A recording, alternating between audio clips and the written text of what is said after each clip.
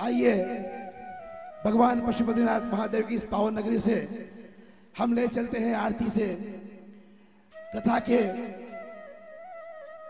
56 भोग की झांकी के दर्शन करते हुए मैं जजमान परिवार से आग्रह करता हूं कि वे आरती की शुरुआत करें और सभी महानुभाव का बहुत बहुत धन्यवाद।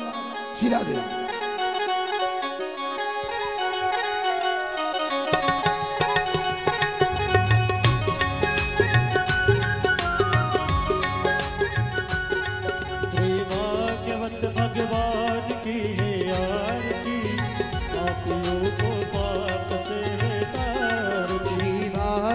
भगवान की है आरती, पापियों को पाप से है तारती। भागवत भगवान की है आरती, पापियों को पाप से है तारती।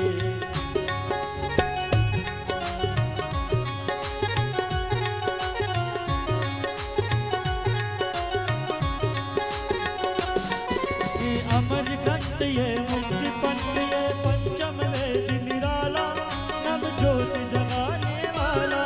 ये अमर ग्रंथ ये मुक्ति पंथ ये पंचम वेद निराला, नव ज्योति जगाने वाला। अमर ग्रंथ ये मुक्ति पंथ ये पंचम वेद निराला, नव ज्योति जगाने वाला। श्री राम यही घनश्याम यही, श्री राम यही घनश्याम यही, प्रभु के महिमा की आरती, पापियों को पाप से तारती। श्री भागवत भगवान की है आरती, पापियों को पाप से तारती। जय हो।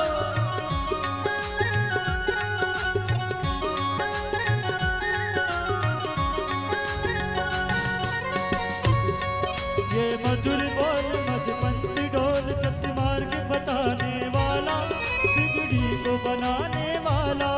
ये मधुरी बोल मधुपन की ढोली, सत्य मार्ग बताने वाला, वो बिगड़ी को बनाने वाला।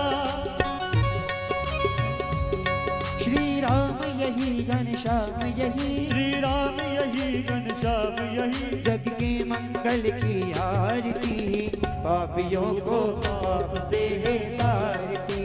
भागवत भगवान की है आरती, पापियों को पाप से है तारती।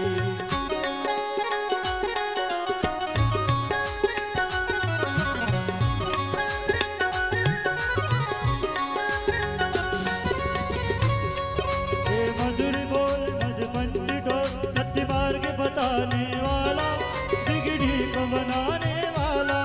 ये मधुर बोल मधुपन की ढोली, सत्य मार्ग बताने वाला, बिगड़ी को बनाने वाला। हरि नाम यही हरि नाम यही, हरि राम यही हरि राम यही, प्रभु के महिमा की आरती, पापियों को पाप से है तारती। श्री भागवत भगवान की है आरती, पापियों को पाप से है तारती। पापियों को पाप से है तारती। पापियों को ओ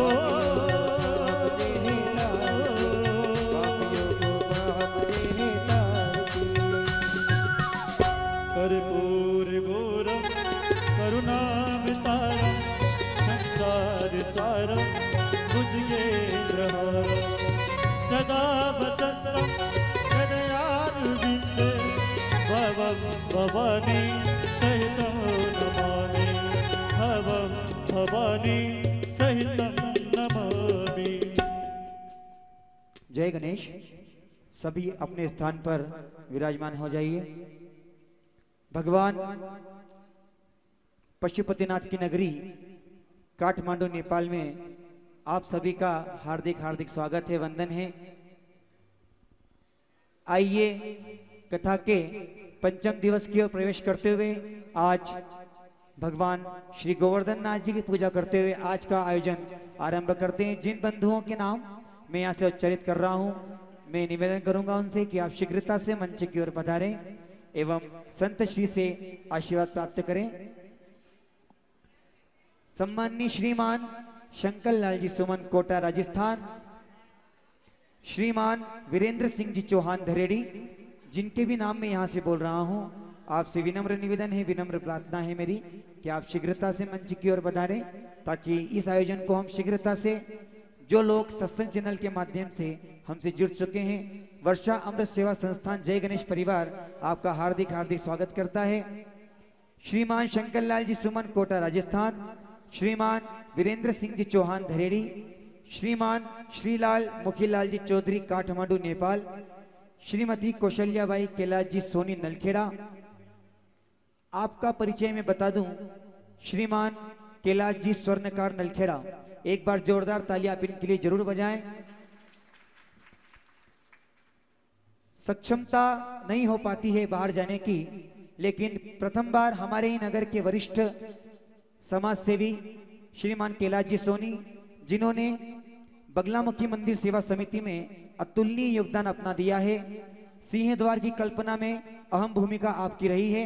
आपके पुत्र सम्माननीय श्री विजय जी सोनी नगर के वरिष्ठ एवं सम्माननीय सदस्य हैं, समाज सेवी हैं, और आपके द्वारा बगलामुखी में अनवरत हर नवरात्रि पर अच्छे अच्छे आयोजनों के माध्यम से समिति में सहयोग दिया जाता है। एक बार जोरदार ताली बजाकर आप इनका सम्मान करें।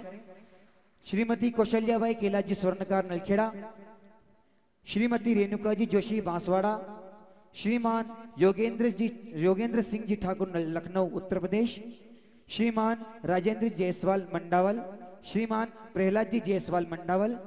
आपसे भी निवेदन है आप सभी मंच पर आकर संत श्री से आशीर्वाद प्राप्त करें। जो लोग सत्संग चैनल के माध्यम से संत सुश्री वर्षा जी नागर से जुड़ चुके हैं, समिति परिवार आपका हार्दिक हार्दिक स्वागत करती है। जय गणेश परिवार के साथ में तीर्थ आयोजन सेवा समिति में सहयोग देने वाले सभी तीर्थ यात्रियों का वर्षा अमृत सेवा संस्थान जय गणेश परिवार हार्दिक हार्दिक स्वागत करता है। आज हमारी कथा में भगवान श्री गोवर्धन नाथ जी को 56 भोग लगाया जाएगा। इस 56 भोग की विशेष व्यवस्था सम्माननीय श्री शिव नारायण जी, शोभाराम जी मेहता पोरवाल, सत्यनारायण जी मेहता गोंटू भैया, आयुष मेहता, अमन मेहता पोरवाल, आप भी यहाँ एक बार जोरदार ताली बजाकर आप इनका सम्मान करें। आज की 56 भोग की व्यवस्था जो आप सामने देख रहे हैं इनके द्वारा की गई है। वे संत जी को मालवा की परंपरा के अनुसार पगड़ी पहनाकर एवं वस्त्र देकर संत श्री का सम्मान कर रहे हैं। जोरदार तालियों से आप उनका स्वागत करें, अभिनंदन करें, वंदन करें। जिन बंधुओं के नाम मैंने यहाँ से उच्चारित किए हैं उनसे निवेदन है कि आप शीघ्रता से मंच की ओर पधार कर संत श्री से आशीर्वाद प्राप्त करें। सत्संग चैनल के माध्यम से इस कथा का सीधा प्रसारण देख रहे सभी बंधुओं, माताएं, बहनों, श्रद्धालुओं, स्क्रीन पर हमारे नंबर चल रहे हैं, आप हमसे संपर्क कर सकते हैं। आप हमें अपने सुझाव, आपके संदेश निरंतर हमें प्राप्त होते रहते हैं। इसी प्रकार का आप विशेष स्नेह हमें देते रहें। इस संस्था को आपके बल की काफी जरूरत है ताकि ऐसे आयोजन आपके सहयोग से हम कर सकें।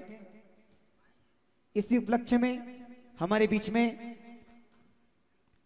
मध्य प्रदेश किसान संघ पूर्व राष्ट्रीय अध्यक्ष सम्माननीय श्री एवं लेकोड़िया गौशाला श्री कृष्ण गोपाल गौशाला लेकोड़िया खांचरोद के संचालनकर्ता सम्माननीय श्री दयाराम जी धाकर साहब, मैं आपसे निवेदन करूंगा कि आप मंच पर आएं एवं संत से आशीर्वाद प्राप्त करें। मैं चाहता हूं 2 शब्द के माध्यम से समिति को आप प्रेरणा दें। जय गणेश। धन्यवाद संचालक जी।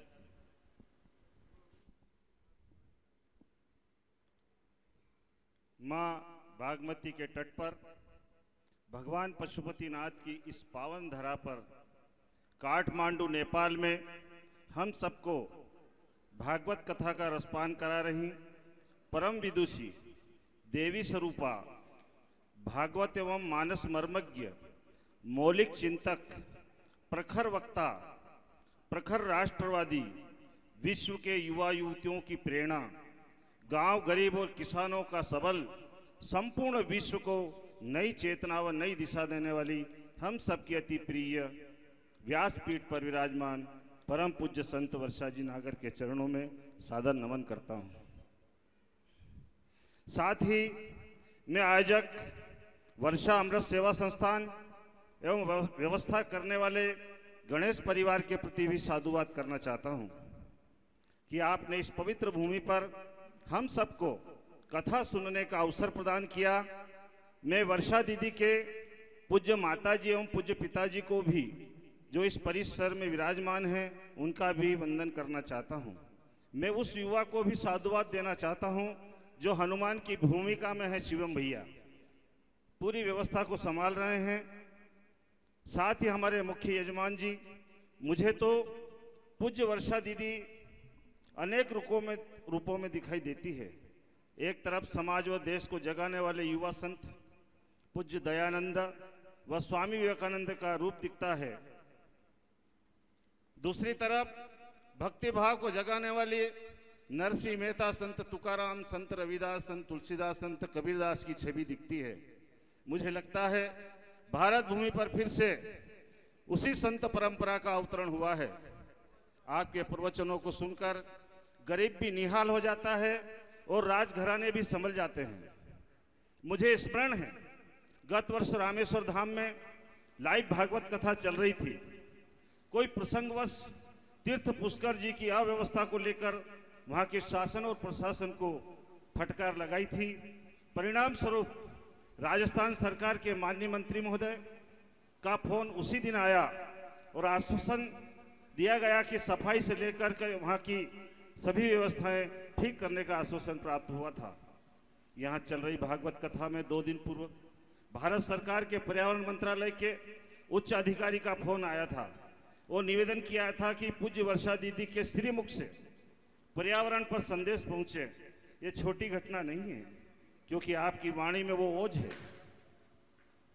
कि समाज के युवक युवतियां गलत रास्तों को छोड़कर, दुर्व्यसनों को छोड़कर सदमार्ग पर आ रहे हैं। मुझे स्मरण है मध्य प्रदेश के उज्जैन जिले में नंदराज गोधाम गौशाला पर भागवत कथा चल रही थी। उसी दौरान पूज्य दीदी ने आह्वान किया था, नशा मुक्त समाज खड़ा हो, युवक अपने व्यसनों को छोड़े। आपके आह्वान स्वरूप दर्जनों युवाओं ने कथा के मंच से नशा छोड़ने का संकल्प लिया था। पूज्य दीदी, मुझे मालूम है पुनः इन युवाओं ने नशा नहीं किया है। आपने हमें जैविक कृषि, जल संरक्षण एवं गौपालन की प्रेरणा दी है। पूज्य वर्षा दीदी की प्रेरणा से ही हम श्री नंदराज गोधाम गौशाला लेकोड़िया, जो स्वामी गंगागिरी जी महाराज ने स्थापित की थी, वहाँ पर गौ नस्ल सुधार अभियान चला रहे हैं। हमारे भारत की गौ नस्ल गिर व साहिवाल जो 5 से 10 लीटर दूध देती है, उस पर हम काम कर रहे हैं।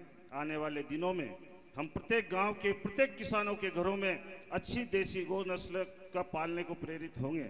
इसके कारण भविष्य में गौ माता कसाई के हाथों में नहीं जाएगी। मुझे स्मरण है आपका गाय माता के प्रति अथाह स्नेह है। उसके कारण ही आपने गौशाला पर कथा के दौरान ही विश्व भर के डॉक्टरों से आह्वान किया था कि आप मरीजों और बच्चों को लिए भारत की गौ माता का दूध जरूर लिखें, क्योंकि दुनिया की तमाम लेबोरेटरियों ने यह सिद्ध किया है कि गौ दूध में A2 नाम का तत्व है, स्वर्ण क्षार है, आदि ऐसे अनेक तत्व जो हैं प्रतिरोधक क्षमता को बढ़ा करके रोगों को दूर रख करके हमें निरोग बनाते हैं। आप गांव, गरीब और किसानों के प्रति आपका बड़ा उदार भाव है। मुझे स्मरण है वो घटना जब लेकोड़िया गौशाला पर भागवत कथा चल रही थी और आपके प्रवचनों से प्रेरित होकर के अपने गांव, छोटे से गांव के युवाओं की नई दिशा देने के लिए खरमड़ी गांव में आपकी कथा कराना चाहते थे, लेकिन समिति की समय की समस्या थी, युवाओं की आर्थिक समस्या थी। जब पूज्य दीदी के सामने यह बात पहुंची तो आपने युवाओं को निराश नहीं किया। बिना किसी खर्च के आपने वहां पर कथा की थी। आप गांव कस्बों में कथाओं का ज़्यादा अवसर प्रदान करती हैं। मैं इस मंच के माध्यम से देश विदेश के समस्त दानवीरों, भामाशाहों से आह्वान करना चाहता हूं कि पूज्य वर्षा दीदी की सभी कथा लाइव हो, ताकि पूरा विश्व समाज आपके मार्गदर्शन में आगे बढ़ सके। धन के अभाव में प्रचार प्रसार की कमी न हो। मुझे मेरे मन की बात कहने का आयोजन समिति ने समय दिया। मैं आपका दिल से आभार मानता हूं और विश्वास दिलाता हूं समाज धर्म जागरण में मेरी जहां आवश्यकता होगी मैं समिति के साथ खड़ा रहूंगा। व्यासपीठ पर विराजमान पूज्य दीदी के चरणों में प्रणाम करता हूं और निवेदन करता हूं कि आपकी कृपा हम सब पर बनी रहे। धन्यवाद।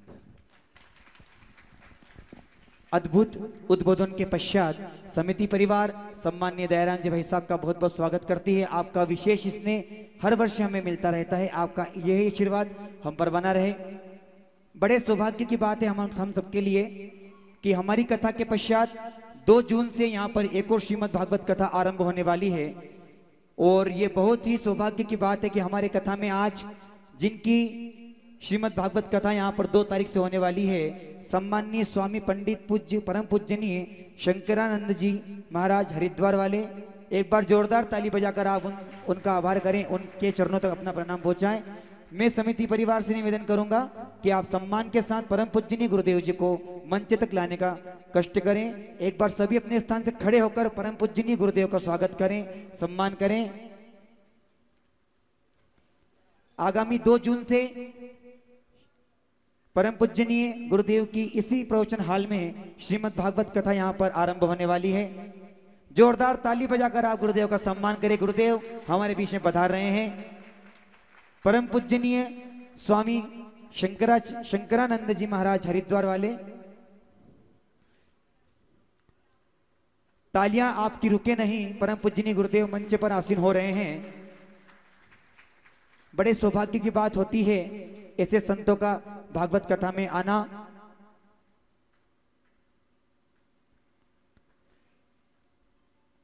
परम पूजनीय गुरुदेव से मैं निवेदन करूंगा कि आप मंच पर आकर श्रीमद् भागवत का पूजन करें एवं संत सुश्री वर्षा जी नागर को आशीर्वाद प्रदान करें।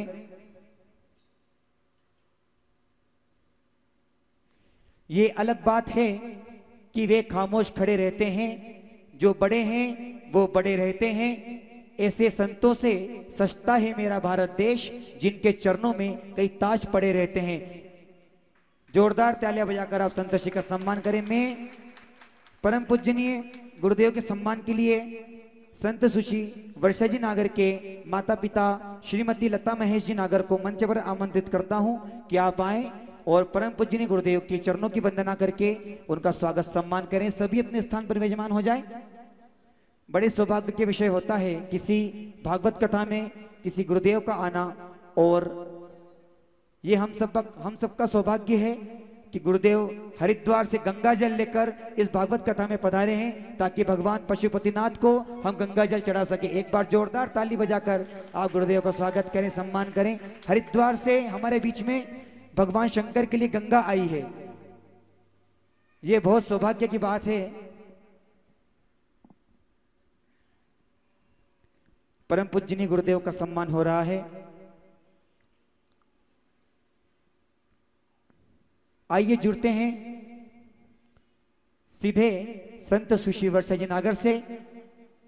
आज हमारी कथा का 5वां दिवस आरंभ हो रहा है। आप लोगों ने समय दिया, सत्संग चैनल के माध्यम से जो लोग हमसे जुड़ चुके हैं उनसे हम क्षमा प्रार्थी हैं। कुछ व्यवस्थाएं होती है, कुछ योजनाएं होती है जिन्हें संपन्न करना समिति परिवार का उद्देश्य होता है। मैं निवेदन करूंगा संत सुश्री वर्षा जी नागर से कि आज का आयोजन आरंभ करें एवं हमें आज की कथा सुनाकर अनुग्रहित करें। एक बार जोरदार दोनों हाथों पर उठाकर भगवान पशुपतिनाथ की जय गणेश, जय गणेश, जय गणेश, हर हर गंगे।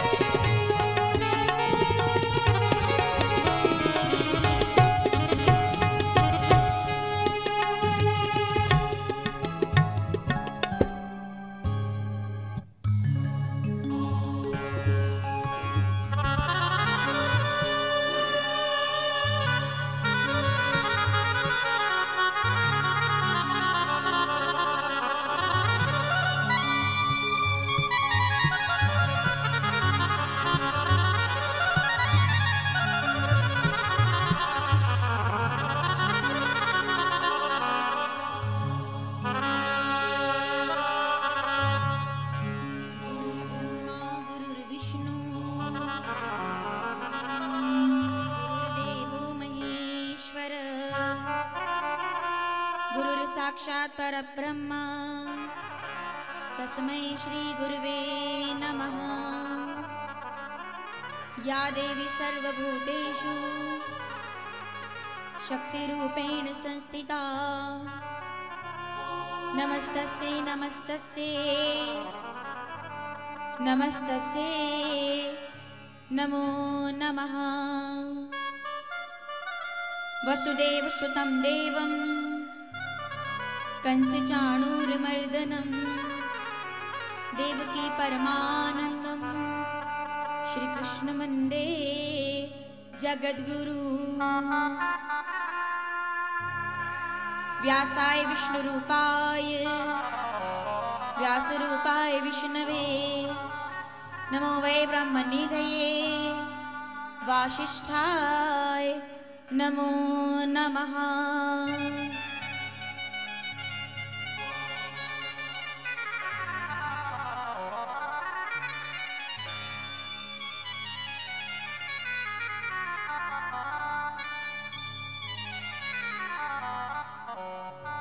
बोलिए सद्गुरुदेव महाराज की, कृष्ण कन्हैया लाल की, बगलामुखी महारानी की, महाकालेश्वर महादेव की। चंद्रशेखर भूत भावन चंद्रमौलेशु बाबा पशुपतिनाथ महादेव के इस पवित्र दरबार में वागमती के इस पावन तट पर काठमांडू नेपाल की इस पवित्र धरा पर भागवत कथा के पंचम दिवस का यह नमन और वंदन श्री शंकर भगवान के चरणों में सादर समर्पित करते हुए ज्ञान भक्ति और वैराग्य के इस अद्भुत समागम में अपने आशीर्वाद के साथ अपना अनुग्रह प्रदान करने वाले श्री गोविंद गोपाल कृष्ण भगवान के चरणों में सादर वंदन। भागवत कथा के इस पंचम दिवस में अपनी कृपा बरसाने वाले श्री बजरंगबली महाराज के चरणों में सादर नमन। उपस्थित सभी श्रोताजन, मातृशक्तियों, कई क्षेत्र, नगर, गांव और राज्य से पधारे हुए सभी भागवत कथा के रसिक, अधिक मास के इस पवित्र अवसर पर बाबा भोलेनाथ की इस पवित्र नगरी में चेतना और आध्यात्म से परिपूर्ण इस माहौल को अपने आशीर्वाद से गंभीरता और अपना दिव्य आशीष प्रदान करने के लिए पधारे हुए हरिद्वार से चल करके हमारे बीच परम पूज्य गुरुदेव के चरणों में सादर वंदन, जिनका प्रथम बार दर्शन करने का अवसर मुझे प्राप्त हुआ है। हरिद्वार से आप हमारे बीच पधारे हैं। मैं पूरे जय गणेश परिवार की ओर से व्यासपीठ से आपके चरणों में बारंबार प्रणाम करती हूँ कि आपने हमें अनुग्रहित किया है। और जैसा कि संचालक ने कहा ही है कि हम ये समझे कि हम तो यूं ही आ गए थे बाबा के दरबार में, हम खाली हाथ ही आ गए थे बाबा के दरबार में, लेकिन अभिषेक कैसे किया जाए तब अब हमें समझ में आया कि हरिद्वार की ज्ञान गंगा बाबा का अभिषेक करने के लिए यहाँ पर पधारी है। वो ज्ञान गंगा हमारे लिए लेकर आए हैं। भागवत की ज्ञान गंगा बहेगी 2 जून से इसी हॉल में। यहाँ निरंतर अधिक मास में कथाएं चलनी है, तो आपका आशीर्वाद हमें आज यहाँ प्राप्त हो रहा है। मैं आपके चरणों में प्रणाम करती हूँ। और मेरा हम सभी का जो विषय चल रहा है यहाँ चिंता से चिंतन की यात्रा, मुझे लगता है हम 5 दिनों से कहीं ना कहीं चिंता में रहे होंगे। आज हमें हरिद्वार की गंगा के रूप में चिंतन प्राप्त हो गया है। मैं बहुत बहुत नमन और वंदन के साथ कथा का शुभारंभ करूं। इस भाव के साथ की यात्रा हमारे आनंद को और ज्यादा बढ़ाए। बहुत प्रसन्नता के साथ आज हमें काठमांडू के दर्शन करने का अवसर प्राप्त हुआ। विभिन्न स्थानों पर हम दर्शन करने के लिए गए। आइए, आज गुरु महाराज का दिन है। सब मिलकर के सदगुरुदेव के चरणों में आज की वंदना के साथ कथा का शुभारंभ करेंगे बड़े भाव के साथ। बोलिए सदगुरुदेव महाराज की। जरा दोनों हाथ उठाकर जय गुरुदेव, जय गुरुदेव। श्री गुरु पदनक मणिगण ज्योति, धन्य है ये भारत की सत्ता। मैंने कथा के प्रथम दिवस में गुरुदेव निवेदन किया था कि, और कई लोगों ने सुना और उनकी प्रतिक्रियाएं मुझे मिली, मुझे अच्छा लगा।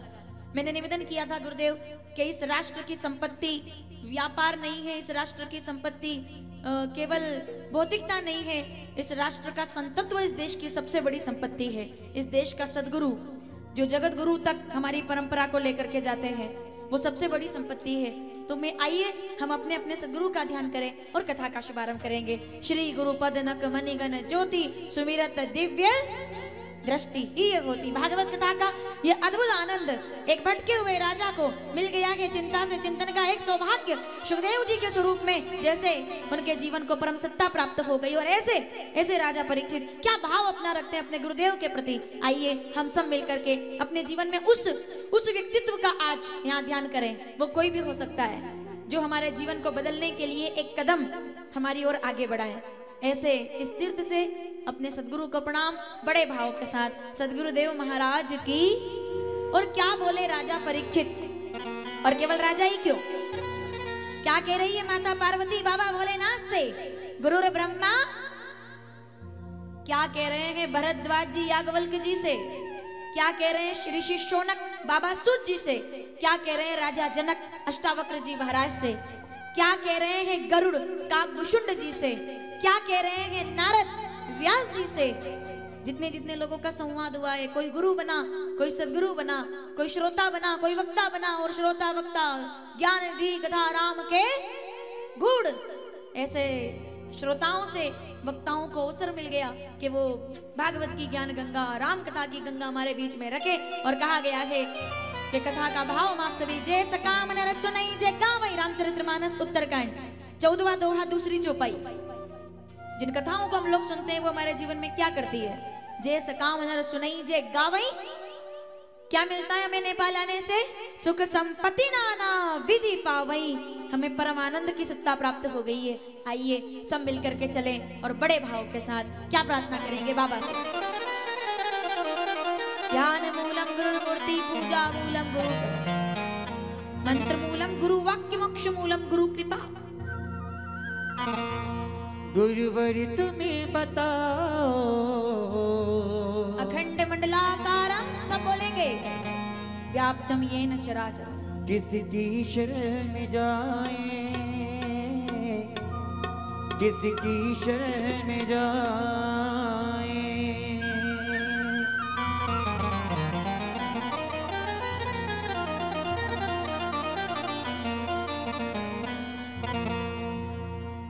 गुरुवर तुम्हें बताओ, किसकी शरण में जाए। गुरुवर तुम्हें बताओ, किसकी शरण में जाए। गुरुवर तुम्हें बताओ, किसकी शरण में जाए।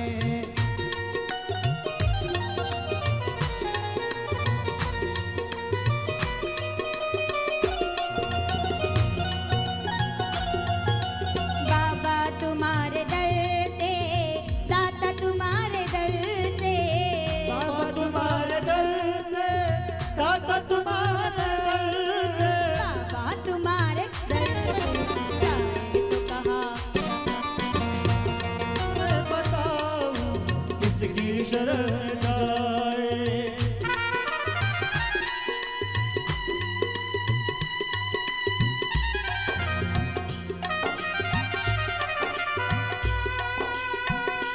सदगुरुदेव महाराज की भाव से।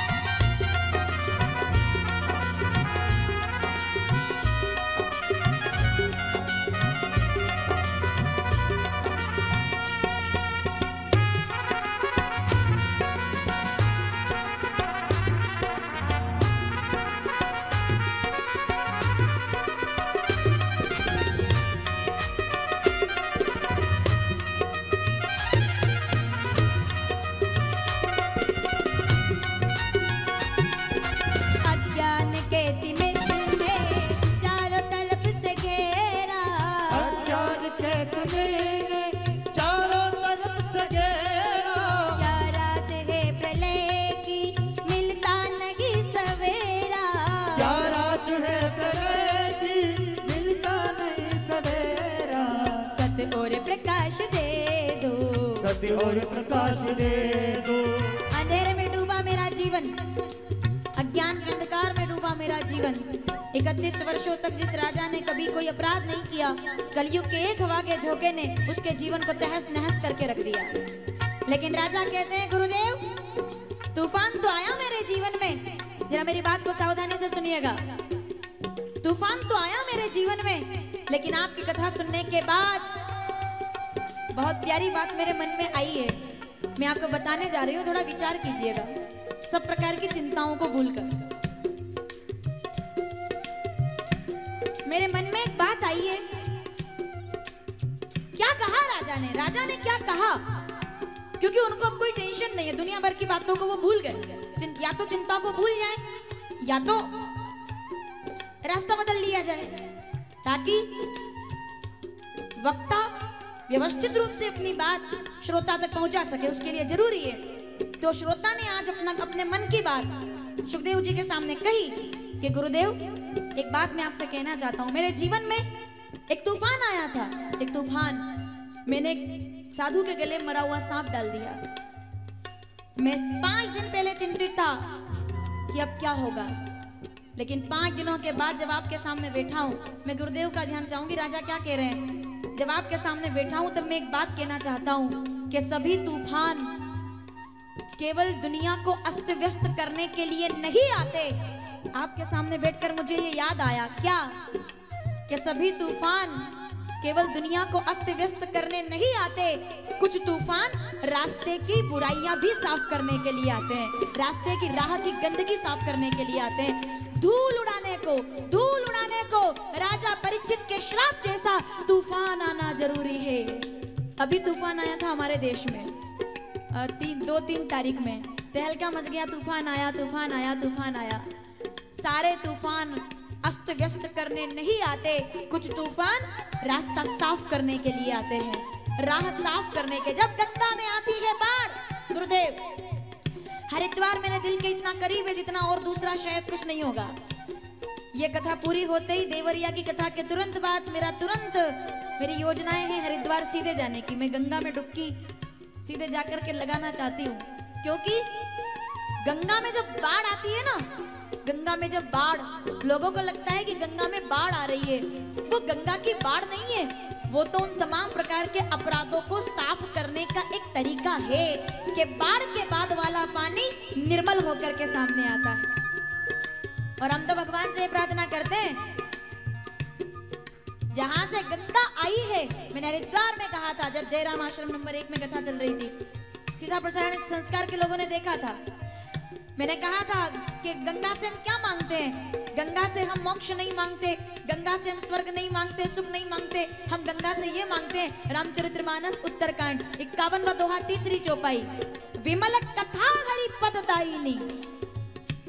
माँ, आज जब हरिद्वार के संदेश वाहक हमारे बीच में है, तब मैं पशुपतिनाथ महादेव नेपाल की भूमि से भारत की गंगा को एक पैगाम पहुंचाना चाहती हूँ, एक संदेश देना चाहती हूँ।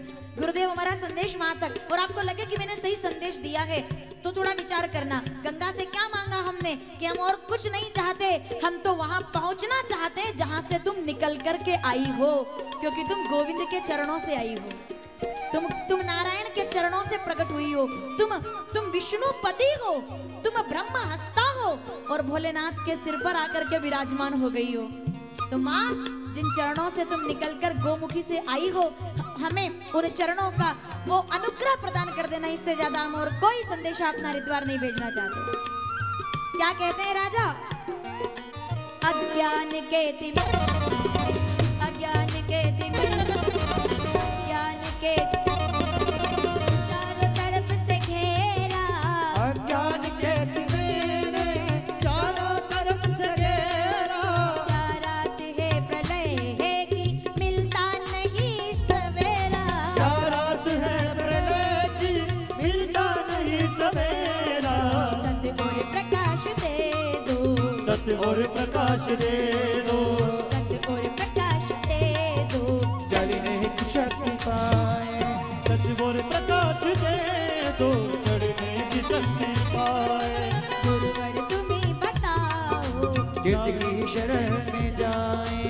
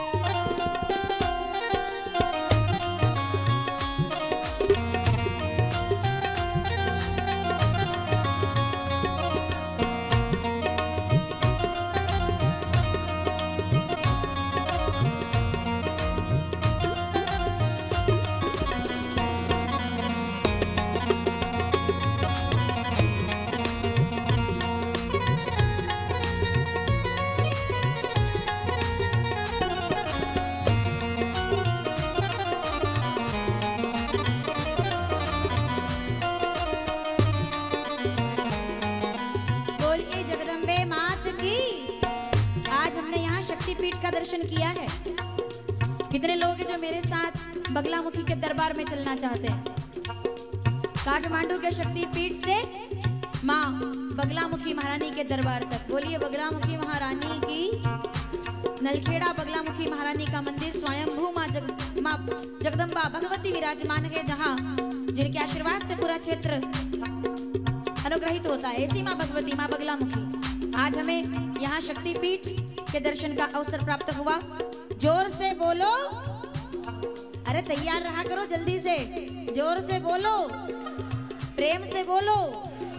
देखो यहीं रह जाओगे फिर गाड़ी निकल जाएगी। हम तैयार हो गए बिल्कुल बगलामुखी जाने के लिए, मंदिर जाने के लिए, ज्वाला देवी के लिए, ब्रह्माणी के लिए, माँ हर सिद्धि उज्जैन के लिए हम तैयार हो गए। कितने लोग चलना चाहते हैं? जोर से बोलो और प्रेम से बोलो, सारे बोलो जय माता दी, जय माता दी, भवानी मैया की। क्या कहेंगे? तालियों के साथ।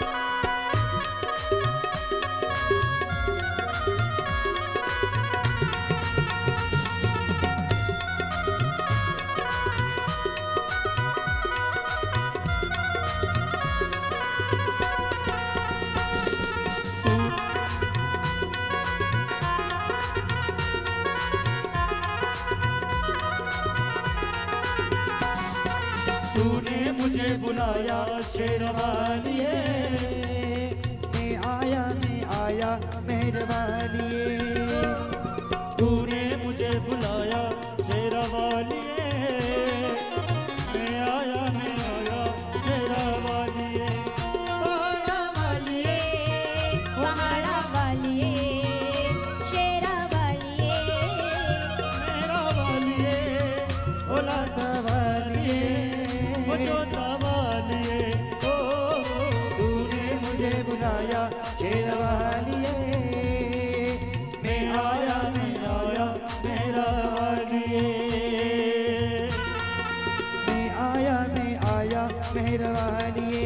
मैं आया शेरा वालिए।